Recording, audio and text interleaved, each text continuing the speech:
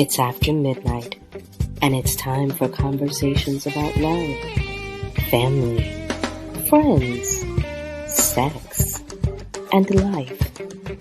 It's Love and Life with Carol Riddick and Donovan West, only on WURD, Progressive Black Talk Media.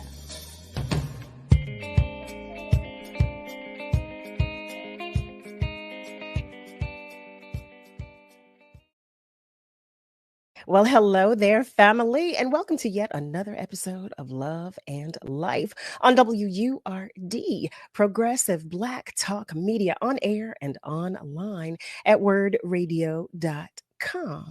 You know who it is. I am none other than one half of your dynamic duo, Carol Riddick, but you already knew that. My partner in crime, Donovan West, he's on a short hiatus, but you know he sends his love to each and every one of you, as he always does. He always says, please don't forget to tell them that I miss them and I love them. So my job is done. It's done. Listen, you know I like to check in. You know I like to know how you all are doing. I say this every show because it's important to me, and I hope it's important to you. But I want you to know, just in case your light is a little dim, just in case you're feeling any extra weight lately, I want you to know that you are loved. I want you to know that you are not alone. Do you hear me? You hear me? I am sending you all the love and hugs that you can handle. And then I'm sending you some more on top of that because I want you to know that I mean it. Okay? That's what I do. So in any event, I would be remiss if I did not say thank you to all of you who express your love to us through the emails that you send to us. You have no idea how much it means and how good it feels to see your emails and to read them. It's just love, love, love. And we love here at Love and Life. It's greatly appreciated, and you should know that. Also, to our family members on our socials, hey there. We know you're there. We see you, and we love you too. We hope that you feel the love as well. So, family, I've got something to share with you, okay? Level Up is back for 2023. Celebrating Women's History Month in partnership with WVON Chicago and KJLH Los Angeles, highlighting Black women-owned businesses who are making a difference in their communities. You can nominate your business or one of your favorite Black women-owned businesses for a chance to become one of 5 finalists who will be featured in a special 2-hour live on-air Shark Tank style pitch party on Friday, March 31st.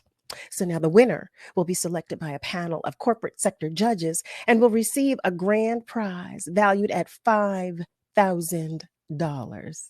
Ooh. Deadline for submissions is Monday, March 20th. So visit wordradio.com/level up to nominate the best of the best in Black women-owned businesses. Level Up 2023 is sponsored by Comcast, Pico, Keystone First, Bank of America, and Livelihood. You still with me, family?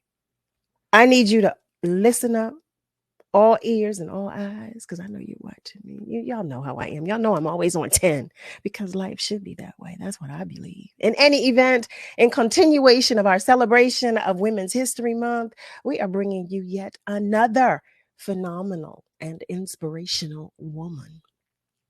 Today's guest was born into a musical family. Her father was legendary band leader Bobby Booker, so it was natural that she begin performing as both a singer and a dancer at a young age. After college, she began a career as a noted background singer for several major acts. You hear that? Inclusive of Melba Moore, Bobby Brown, and Evelyn Champagne King. She was also a member of the singing group High Fashion. I know you know who it is by now. I know you do, but I'm going to keep telling you. But her talent and unique voice on several early hip hop songs made a name for her in the industry and led to her being signed in the late 80s by Def Jam, Russell Simmons's renowned label. It was after her move to the front of the stage as a solo artist that she set her place in musical history. Yes, she did. Her 1989 album, Raw, was a huge success, yielding major hits with Just Call My Name. Ooh, I Need Your Lovin', and My Love Is So Raw. What? It stayed on the Billboard charts for well over a year. I can't talk tonight, but y'all know sometimes that happens with me. That's because I'm always on 10.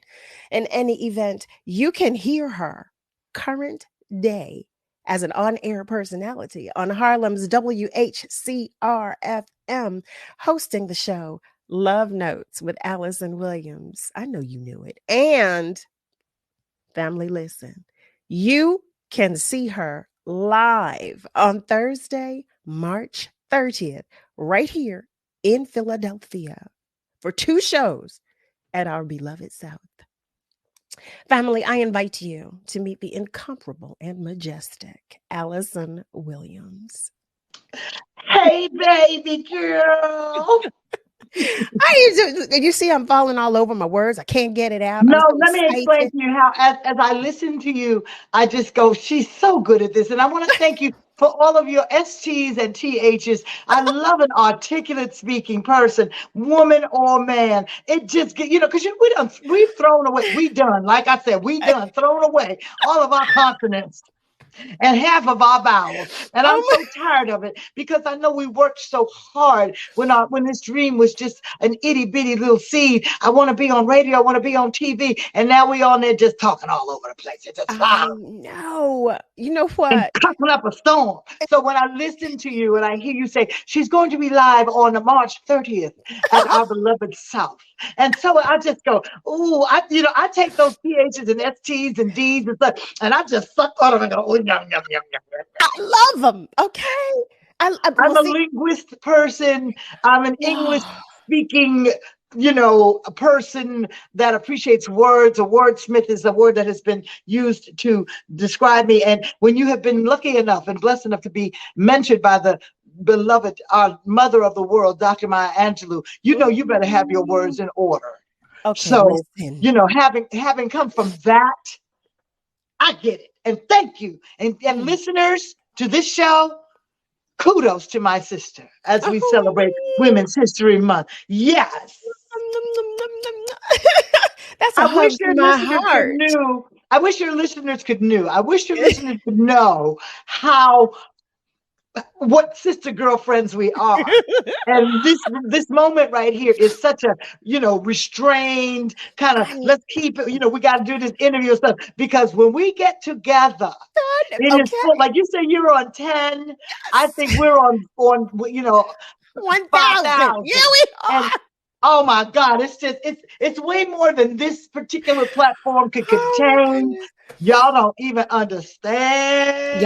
Y'all don't know the love I have for this woman. You don't know. Okay. You do not know, and you won't understand. Okay. Okay. It's too much to comprehend. It really is. It really is. Far too much. And how are you? I will not complain. I will not complain. How are you? And thank you for those blessings. Right back to you, my beloved. Yeah. I am well. I am I believe that every time I have an opportunity to come into someone's home or come into someone's space via a podcast or an interview, whether it's audio or visual, I want to speak a truth. Mm-hmm. So I am right now, the word I find is I'm blessed. Mm-hmm. I'm busy. I'm booked, but I'm struggling. And I'm trying to find out what it is that has me struggling. Every day I wake up and I'm glad and everything's working, outside of the little, odds and ends that, that plague us all as we are blessed enough to mature and continue to breathe in and out every day. But I'm finding myself and not as motivated or not as easily motivated. You know what I'm saying? I'm kind of dragging a little bit, and I don't want to try to hide it, because I think everybody's kind of feeling it. And I think it has something to do with the big C.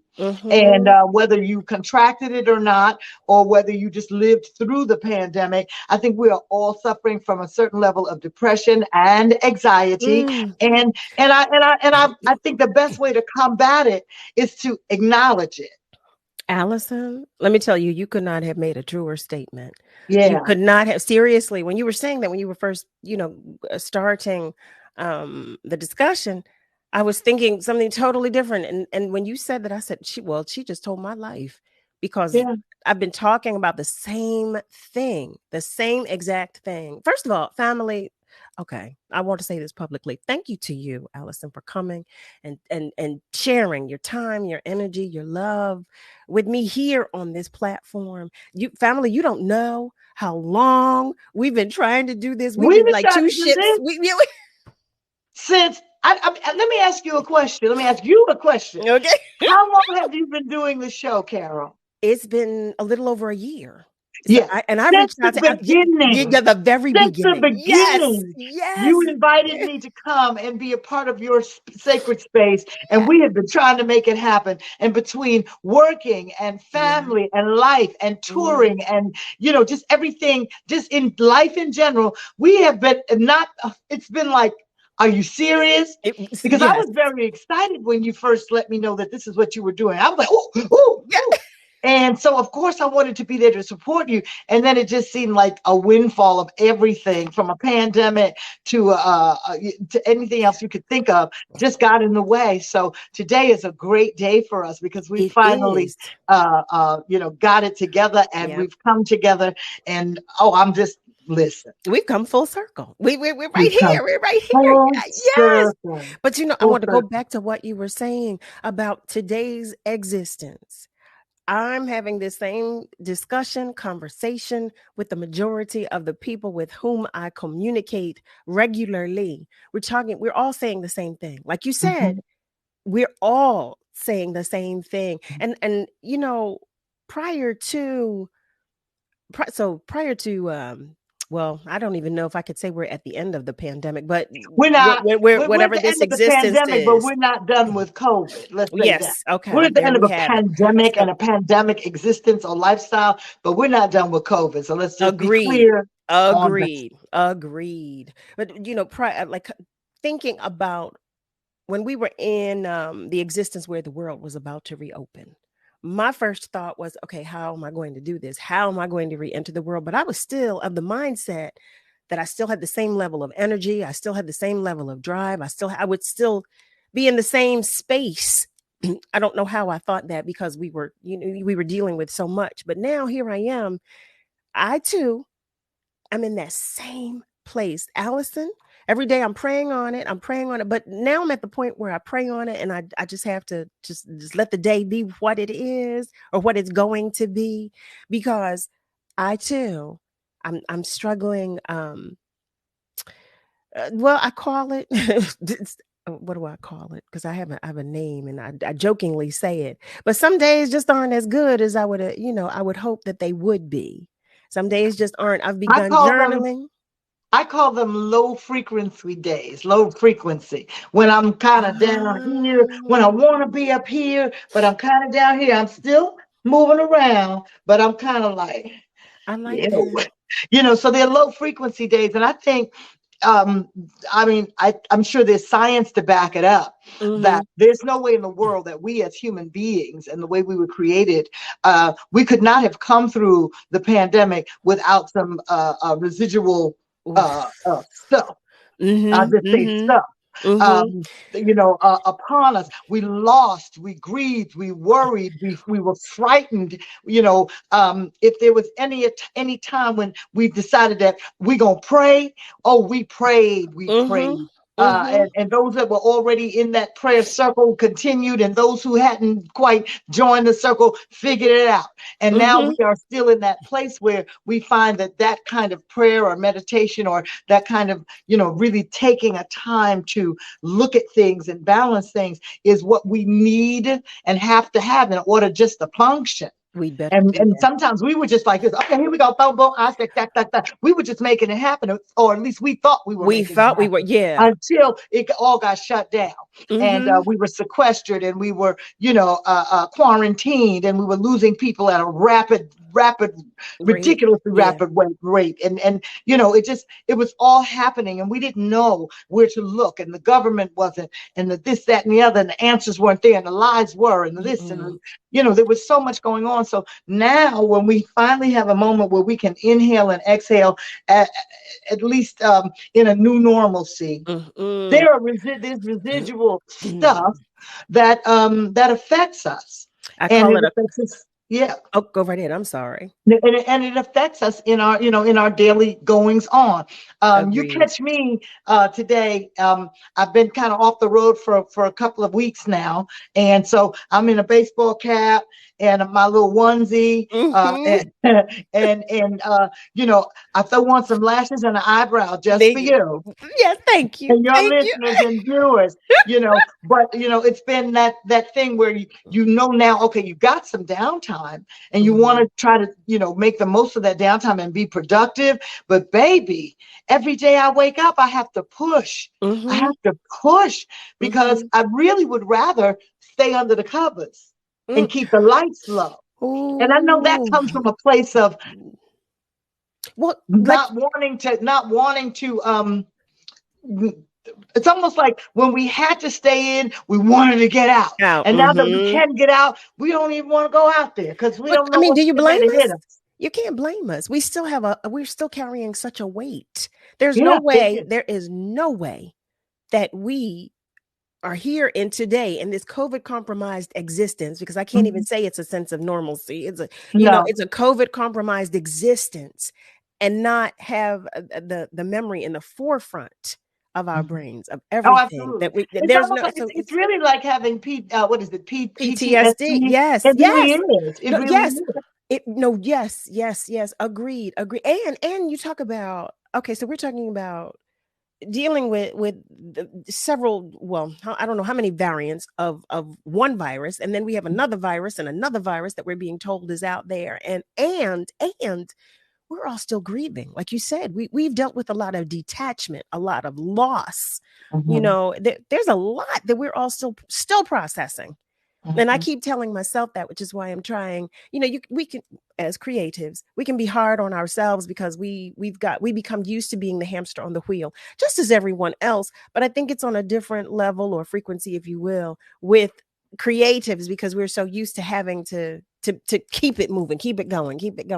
Well, the creators are the people, the entities that are the safe haven or the safety net Mm-hmm, for the rest of mm-hmm, the universe when mm-hmm, everything goes cuckoo, when mm-hmm. it's wartime, when we are in turmoil, when we look to entertainers Yep. or something that has to do with the arts, whether it's a visual or audio or a performance, or even just being able to go somewhere and look at artwork on a we wall in a museum, whatever. we're the That is escape. what we are, the thing that kind of gives us a feeling of calm and allows Mm-hmm. us to maybe forget just for a little bit what our problems and woes are. And then when we are thrown and cast into the fray, what do you do? What do you do? I know that we can all agree, and especially you and I, there was so much talk of frontline workers, and of course Mm-hmm. everyone who was on the front line was an essential. But what they didn't realize, if you take entertainment and you take music and the arts and things of that nature out of any nation, out of any situation where Mm-hmm. people and human beings, watch what happens.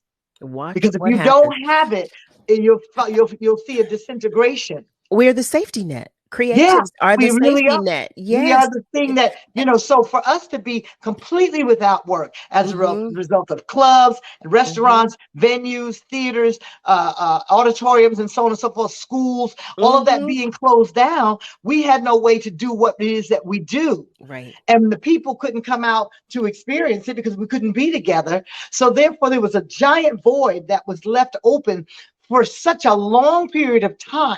There became a time when I had funerals on a schedule. How do you schedule funerals?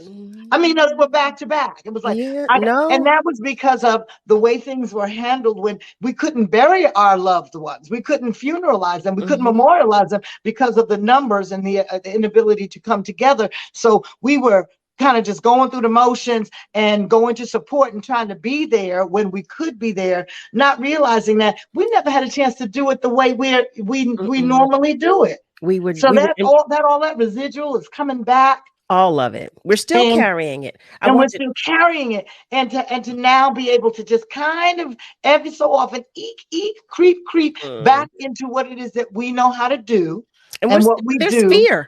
There's fear there still with that because there's still so much out there. And now we've got additional things that we're working through. Well, we have things that we're learning. We have things that this thing jumped on us and we didn't know. So they came up and said, we're going to make an inoculation and you're going to get a shot that's going to help you to, kind of block this thing. It's not going to cure it, but it's going to help you to maybe not, some people will not, you won't be affected as severely. Severely, but imagine that years are going to go by now, and as we've seen, we're going to find out new information that we didn't know. We're going to see the new. You're going to look and see. Oh, this is the residual fallout. This is we don't know these things. There's so much we still don't know, and the fear of the unknown is real. I want to take a moment, family. If you've just joined us, you're tuned in to Love and Life on WURD, Progressive Black Talk Media, on air and online at wordradio.com. We're talking with none other than ALYSON Williams. We're talking about a lot, family. We're talking about love, life, and everything in between. But stay with us because we will be right back. I remember this one moment. I ran to kind of the water edge, and my mom said something along the lines of like, now it's your turn. Take that first step. When I became a mom myself, I feel like my whole world changed. There's some light within her that makes me continue to do the climate science work that I do. You don't have to be a climate scientist to want to protect the earth. As moms, we care about our children and the environment they grow up in. And for Mia, I want you to know that I worked really hard to be a part of the change and to make it a better place for you.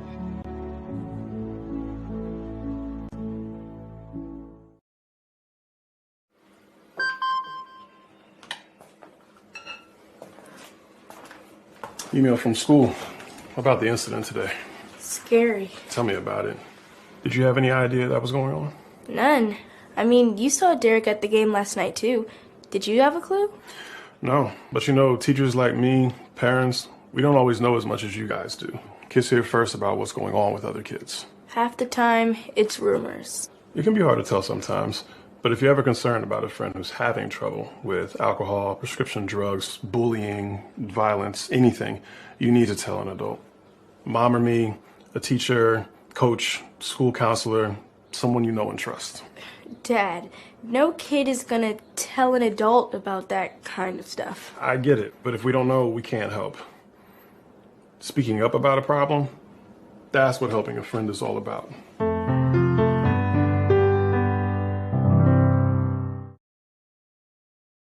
A lot of people say when you're going somewhere, you don't want to look back.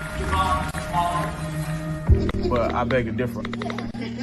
For her to see her father celebrate his graduation, that's the best feeling in the world. I can't lie and say it was easy. But sometimes you just have to stop everything and take it in. I looked at everything in a different light. I realized it started with me going back and getting my high school diploma. We're often influenced by what we see or hear on social media.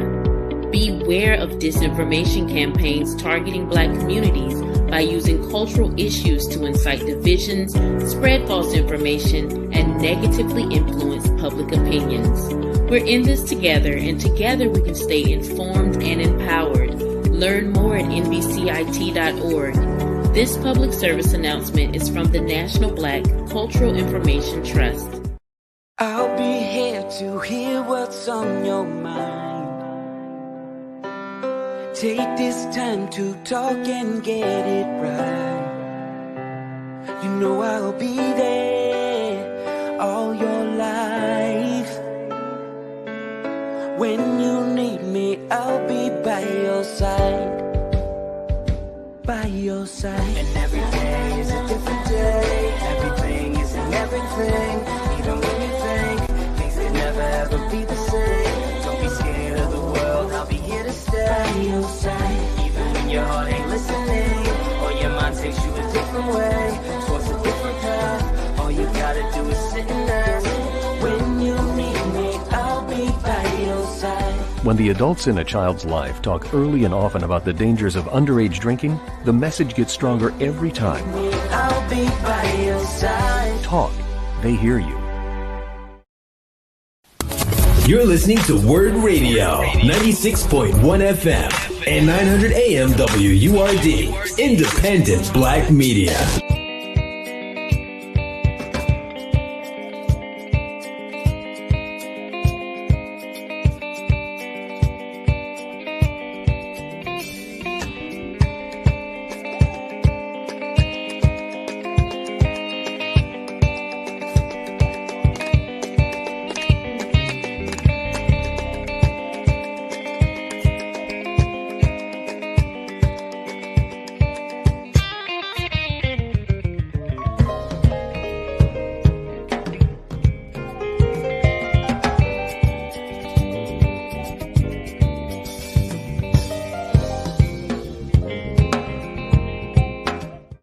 Hey there, family. Welcome back. You're tuned in to Love and Life on WURD, Progressive Black Talk Media, on air and online at wordradio.com. That's WURDradio.com. We are joined by none other than, you heard me say it, the inspirational, the phenomenal, and the majestic ALYSON Williams, who is my friend. Okay, it's my friend.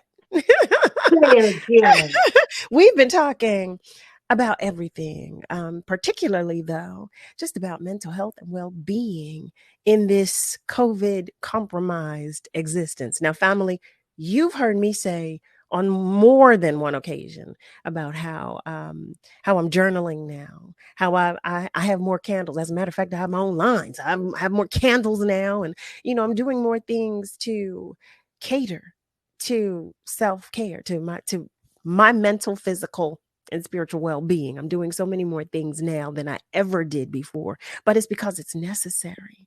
It's necessary. We're all dealing with so much. You hear me say it when I check in on you.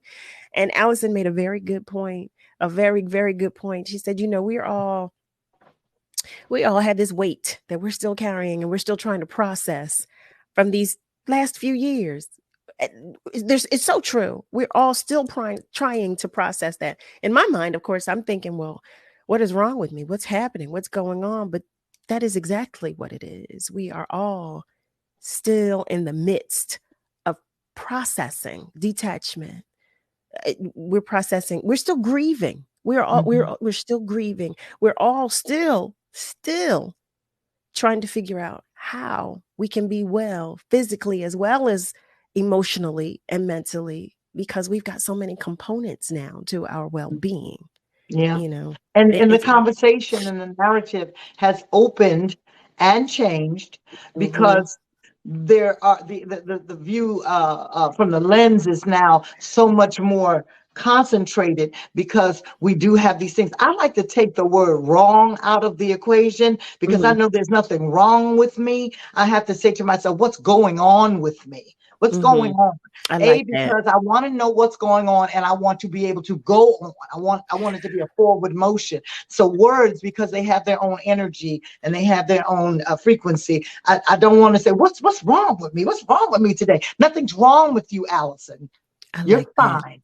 but what's going on with you is what you have to try to pinpoint. And once you can, get a bead on that, it'll help you to go on. It'll help you to move forward and stop thinking something's wrong with you. And if you do find that there is something that is different or something that is not the norm, then you can address that and try to make it better and try to massage yourself and love on you, or even seek outside of you if you think you need to do that to get something or get, something that brings that energy back to where it should be. That's what I like to say. I like that. No, thank you for that, Pearl. I'm going to put that in my pocket. Thank you. Yes, thank you. Put it in your pocket. I And have if you don't have pockets, put it in your bra. It's good. Yeah, my little purse is my grandmother's. Put it in your purse. That's the safe right there. That's it. That's the safe, y'all. That's the safe. That's what she was saying. Listen, tell your listeners to beware, because anything could happen between you and me right now, because that's how we roll. Well, listen, they know. They better know. They better know. They know. I want to ask you a question, because in this, so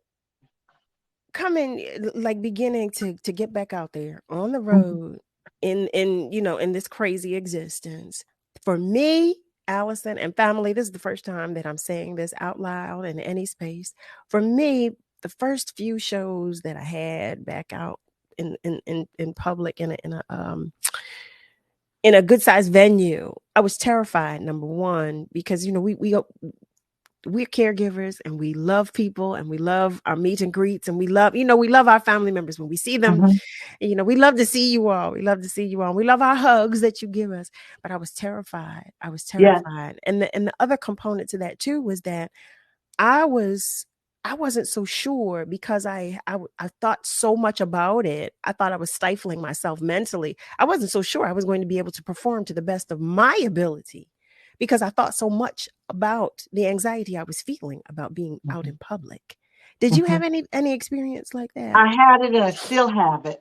I started in a place with this whole thing where I was mad. I was like, I gotta wear a mask. All right, then I'll wear a mask, and I'm only gonna wear a black mask because I don't want to. People were matching masks, and and it became a thing. Then it became a meme, and the whole thing. And then the reality set in that we did have to do that because that was something that would protect us. It wasn't gonna save our lives, but it was gonna protect us, and it was gonna the cure, and it would help us to live. Right. So now, I'm the person where I'm always in bubble wrap with a mask. You know what I'm saying? I'm got masks coming out of everything. A pocketbook, a bra, a sock, everything is a mask, because now, that is where my safety net is. And I'm looking around, I'm seeing people without masks, and I'm going, sorry. I'm not looking at y'all like y'all are weird, and I'm not looking at, because at one point I was looking at people like, are y'all crazy? When we were still like had the mask mandate, I was like, how could you think that you shouldn't?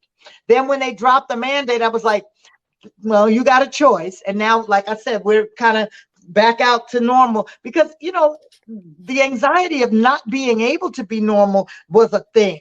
And I understood why people were like, I don't want to wear the mask. And I understood it, but I also realized if I wanted to stay safe, that was what I had to do. So now, and like you said, we have people coming to us, and of course we have been, once again, held all the way back here. Now we finally can get, of course they want to hug. They want to hug more than ever. They want to take a picture. They want to take a selfie. They want to breathe on you, and we want to receive all that, because that's what we do. We receive it and we give it back. And yes, I absolutely sometimes, feel, what it is that I'm always conscious. The amount of people that may be there, how much of that interaction I'll have.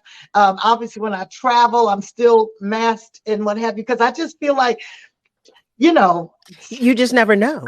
You just never know. And the one thing I do know about the COVID virus, if it was anywhere, it was at the airport. I don't know. I think that was the COVID. That's where the COVID Central was. That's where they, that's where it was. That's the headquarters. It was at the airport. I don't care what y'all say. That's how it was getting around. So every time I go there, I'm always conscious, and and I'm still conscious of. I think back when we were wearing gloves, when it was to the point where we were wearing masks and gloves, and I would get home after a day and look at that glove. I wouldn't wear dark gloves. I wanted to see. And I would look at that glove and I would say, that's what's been getting on my hands every day since the beginning of my time. Whether I got on a subway or a bus or touched the elevator or a door or went in a store. And this is what's living on our hands every day. We just didn't know because we weren't thinking about it. So wearing gloves, washing hands, sanitizing, all those things that we did obviously played a part in, you know, how we got through it. But now it makes me conscious of continuing to wash hands, continuing with the sanitizer and things of that nature, because I know what's there. It didn't go away. We live in a grimy world. We sure do. Girl, we sure all do. I can say is, you know, when it comes to, I'm thankful for the opportunity to be able to continue to make a living doing what we do. Going out there and performing for the people. And I try to throw that weight off of my shoulders and let myself and immerse myself in my performance, immerse myself in my music, immerse myself in the ability to come together with other creatives, other musicians, other singers, other producers, promoters, sound men, lighting technicians, monitor guys, all of the people that it takes to make us come together. I just want to, you know, I just say I love being back in my environment and in my space. Listen, we can tell. But it's always in the back of my head, and I'm being conscious, and I can only be as conscious as one individual can be. I don't expect anyone else to do it or do what I do, but just being back in my element and being alive. I want to say to all your listeners and viewers, thank you for your prayers. Thank you for those who knew or who didn't know, people or didn't know me personally, but knew of my debacle back in the beginning of 2022, after having come through the first shot, the second shot, the booster, and the hope it. I did contract COVID. And it did not play well with my type 2 diabetes, and love and support to all my type 2 diabetes people out there. So ketoacidosis is a thing, and it's very dangerous. And the doctors basically said if she's had her inoculation, we can get her through the COVID. But the ketoacidosis is going to be an issue that can take her from here. I ended up getting ill on the 20th. Well, I ended up going to New York and having some events, and I knew I wasn't right. And when I got home, it began to spiral. So I went to get a test on Christmas Eve, and on the day after Christmas, I don't even really remember Christmas. I think I slept through it. I got so sick, I just was like, put me on an ambulance. There's the fur baby. There she is. But go right ahead. That's I'm sorry. That is don't know.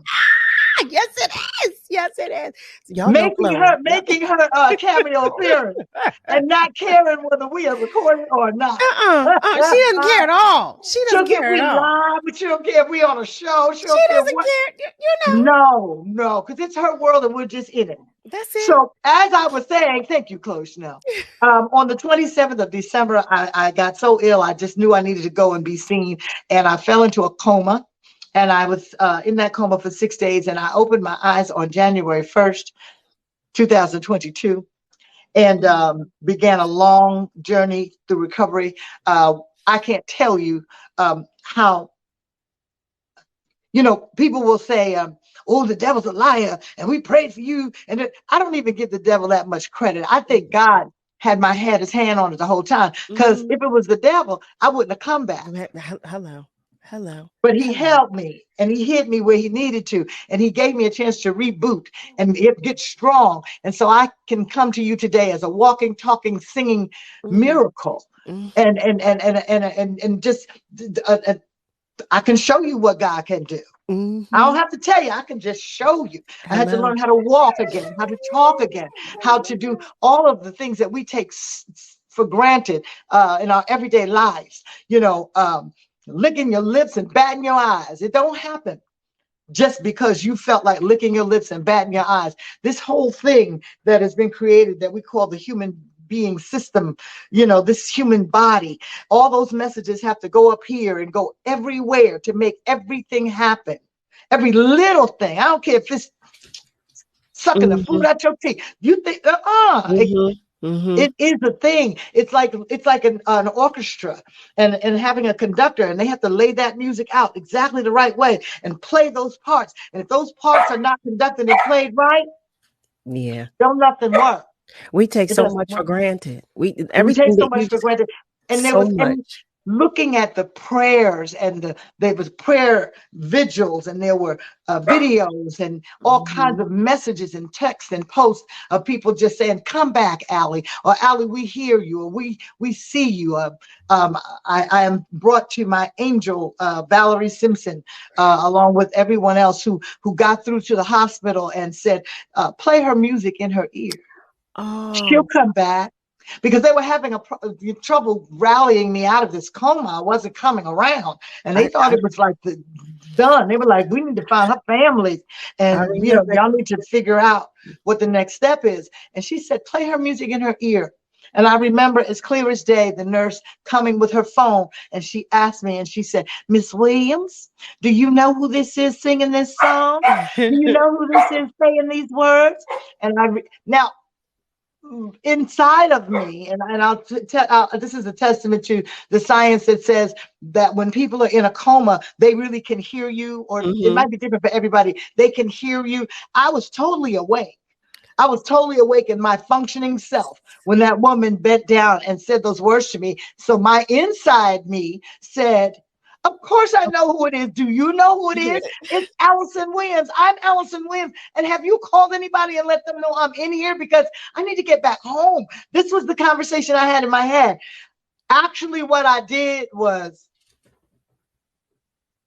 I just nodded my head. But I knew I was awake. I knew I was finally awake on the outside. But I had been awake the whole time on the inside, walking and pacing back and forth and sitting there and seeing people and going, "Hi, I can see y'all out there. Are y'all coming in the room or not?" It always seemed like it took them 20 minutes to come in the room. I was in ICU, COVID ICU. People were dressed up in these masks and hoods and tubes and stuff. It was so surreal. The beauty of it is I remember everything, and I'm putting it into a show and into a book. But for that, when I tell you my testimony, to have come back so completely restored and even better. I go on to be able to tell you from January to April was my recovery, and I used April as a launch pad because I already had some things that were on the books for April. Okay. If you're in this industry, you know that January and this January is almost like a whole vacation month for us. It is. People are just deciding that they're even coming back to work not till the second week. So we wait till almost Valentine's Day, till we become relevant again. So I said, I've got a couple of small things. I've got an MC, Mistress of Ceremony thing, and I've got a small little singing thing. And if I'm well enough and feel I can make this happen, I'm going to do it. And I did. And just around that time, wait, I hate to interrupt you, but we have got to take a short break. Oh my Lord, I'm processing. We got to pay bills. Hey, listen, we got to take a break. I know exactly when to come back in. Family, you stay with us because we will be right back. I'll never forget the day I nearly died. I was a young journalist with a great career, starting a family. The only way we found out I had any kind of heart issue was when I went into sudden death. My coworkers sprung into action. They've recently been trained in life-saving CPR protocols developed by the American Heart Association. They're the ones that kept me alive until the medics came. They did many tests on me in the hospital after my cardiac arrest and created a treatment plan, all with research from the American Heart Association. I think unless you are a heart disease patient, you may not know how much work the American Heart Association does behind the scenes to save your life. Since my cardiac arrest, I've had 2 more children. I've watched all 3 of my children grow into adulthood. I'm going to cry now. Graduate from college. My daughter got married. I have grandchildren. And I'm still here. Learn more about the American Heart Association's work at helpheart.org. Imagine you on a deserted island all by yourself, or even being in a crowd of people yet still feeling alone.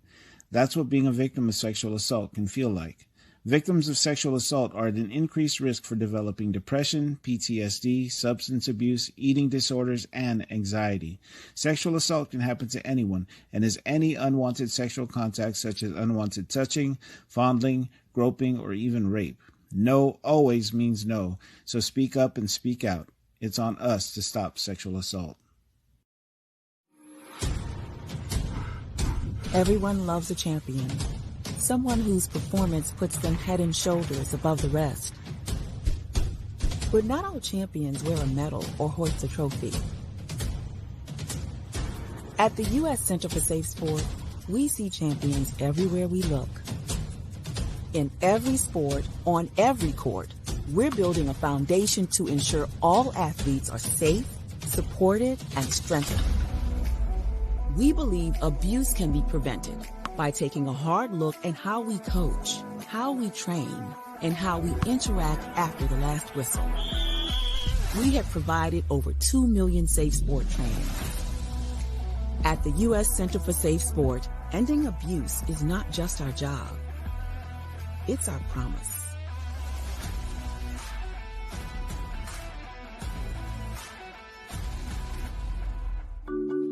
The thing that drives me every day as a dad is him. Every day he's hungry for something. And there's this huge responsibility in making sure that he's a good person. I think the advice I would give is you don't need to know all the answers. It's okay to make mistakes. As long as it's coming from love, then it kind of starts to work itself out.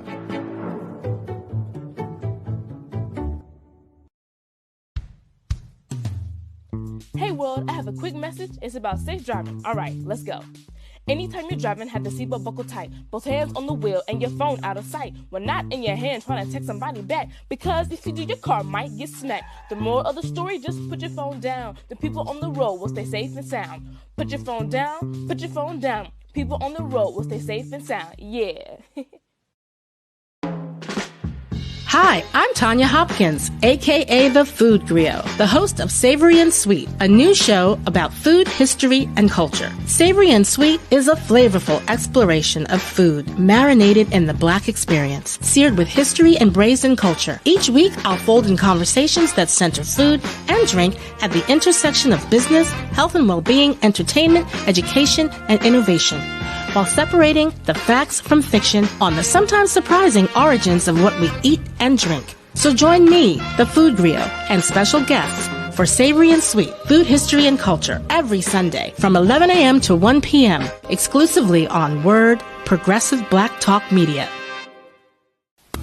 You're listening to WURD Radio, 96.1 FM and 900 AM WURD, Independent Black Media.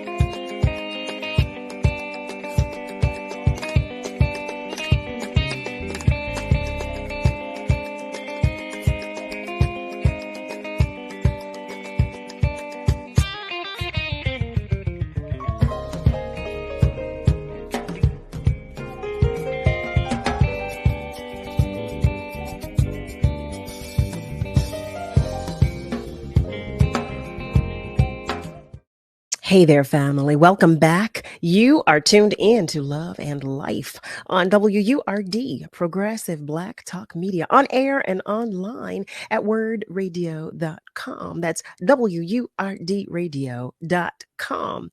We are joined by none other than my good cookie girlfriend, ALYSON Williams, and we've been talking about love, life, and everything in between. Before the commercial break, ALYSON was talking with us about her triumphant bout and battle with COVID-19. And I can't tell you, first of all, I was getting regular updates during that time when you were in the coma. And it was a constant thing, It was every day, okay, any word, anything. And it was such a time of uncertainty with everything, because as we're talking about, so much was going on. So many people they didn't even have the experience that you did. It was just that they were diagnosed and then they were gone. And when I think it was John Barber with whom I was speaking, he said, Carol, our girl, she opened her eyes. I was like, what? Wait, what?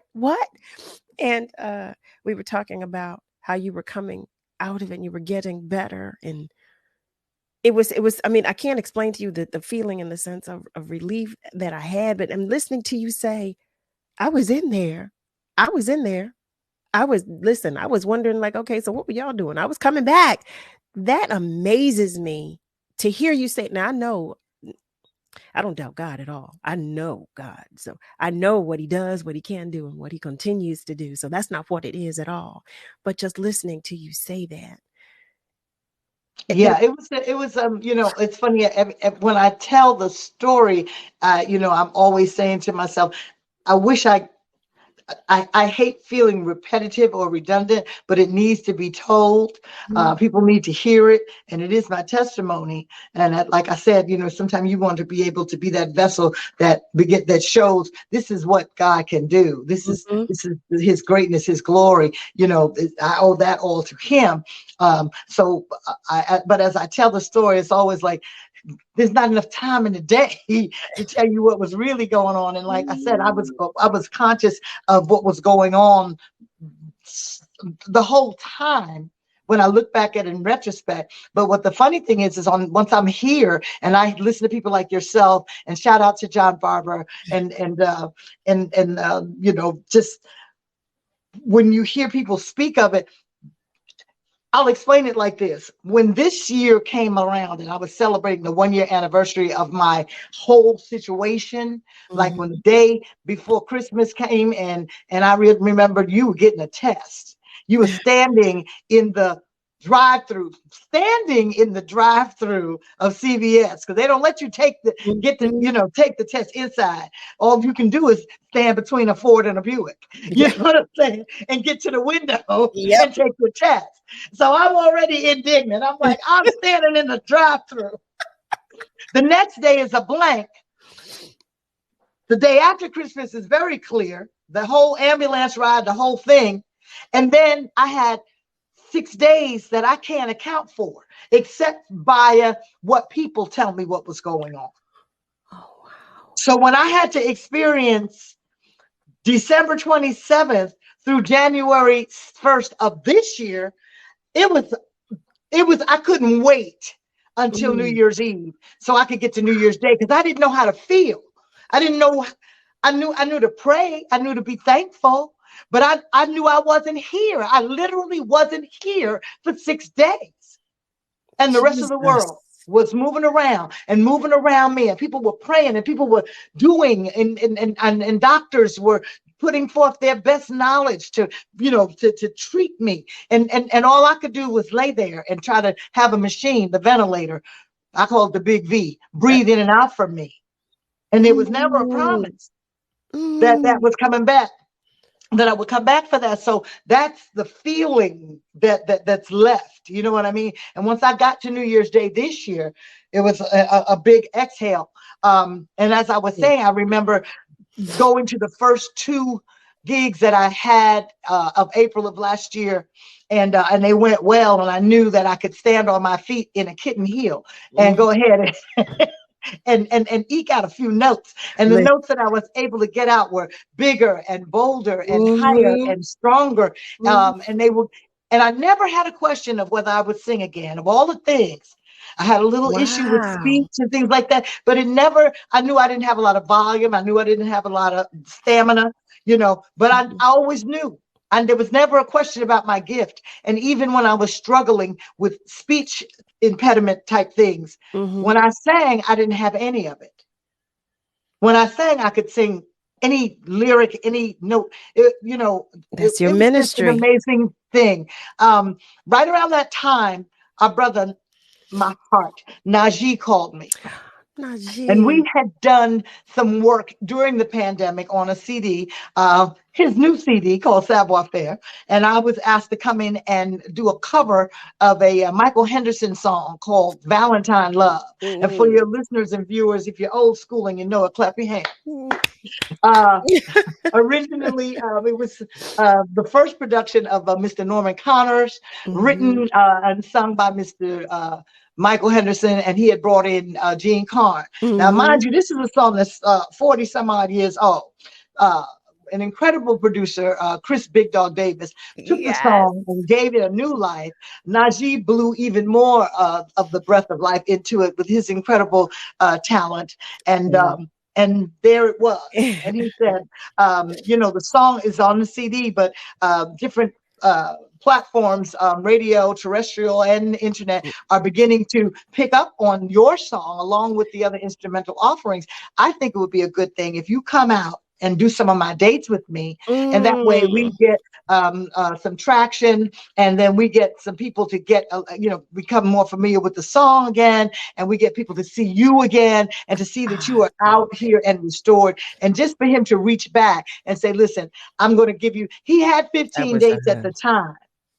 He gave me 7 of them, which turned like into more like 10 or 12 as the year went on. Wait, Allison, I hate that I have to cut you. Family, you already know. You already know that I hate doing this. Allison, I'm going to have to ask you if you will come back to see. Will you come back to see us sometime? Oh, I would love to come back because I have to finish my story. I have to write down where I left off, but I just want to tell them no. I hate this because it goes by so quickly. This is all leading up to where we are and what we're doing, and just to know that I'm here, I'm back.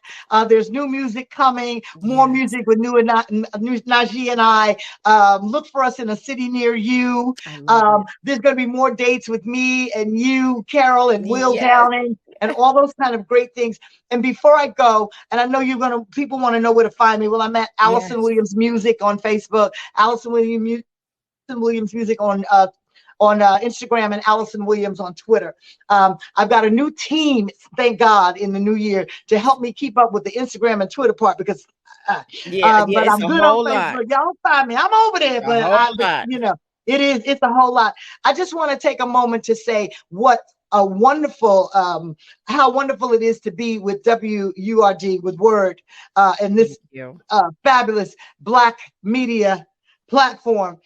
Even in looking at the commercials in between, just the information, the outreach, the community, the representation, the diversity. Y'all got it going on over there. And I just want the producers and the people that put this together, and knowing that they have you in that seat, they are doing a wonderful work. If nobody says it, I look at it, I see what it is. I see quality and excellence, Black excellence. And you all need to know that. Y'all need to know that. And family, Allison is coming back. I'm telling you this. I'm coming back. Allison, I gotta let you go because we're going to get cut off in a minute. We're going to get cut off. Yes. Y'all got to do We'll see y'all later.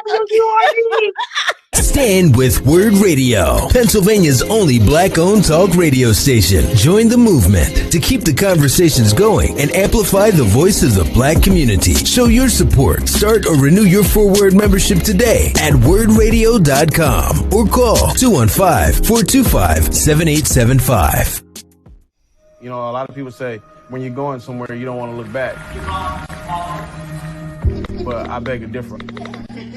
For her to see her father celebrate his graduation, it's the best feeling in the world. I can't lie and say it was easy. But sometimes you just have to stop everything and take it in. I looked at everything in a different light. And I realized it started with me going back and getting my high school diploma. Maybe you can make retirement happen. After all, you made her college years happen. Opening that education savings account when she was little. Spearheading a campus tour. And another, and another, and another, and another. Bam! Deciphering financial aid. She was like, what? Now she's like, you aced planning for college. Now get the tips you need to get on track at aceyourretirement.org. I'm Naheem Hines, professional football player for the Indianapolis Colts. Becoming a running back was no easy task for me. But it's nothing compared to what my amazing mom faces every day. My mom was diagnosed with muscular dystrophy when I was 14 years old. Yet she's always there for me, every step of the way, despite her own battles. And the Muscular Dystrophy Association is there for my mom. At their 150 care centers across the U.S., MDA is the leading organization in research and care for kids and adults with muscular dystrophy, ALS, and related neuromuscular diseases. Their research is helping find cures and save lives. Watching my mom go through her daily struggles and the care she receives from MDA has made me determined to help find a cure for neuromuscular disease. That is why I support MDA, and that's why I'm so grateful to others who do too. Join me and learn more at helpmda.org today.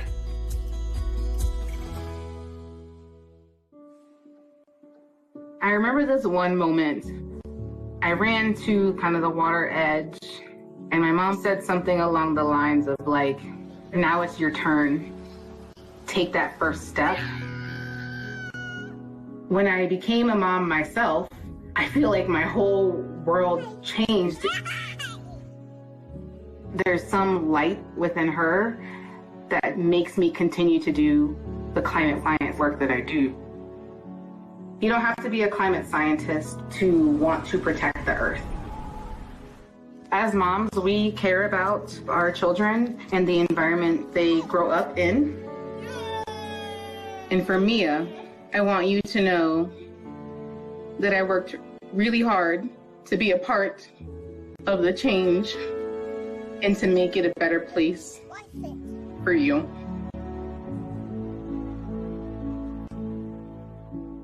Imagine you on a deserted island all by yourself, or even being in a crowd of people yet still feeling alone. That's what being a victim of sexual assault can feel like. Victims of sexual assault are at an increased risk for developing depression, PTSD, substance abuse, eating disorders, and anxiety. Sexual assault can happen to anyone and is any unwanted sexual contact such as unwanted touching, fondling, groping, or even rape. No always means no, so speak up and speak out. It's on us to stop sexual assault.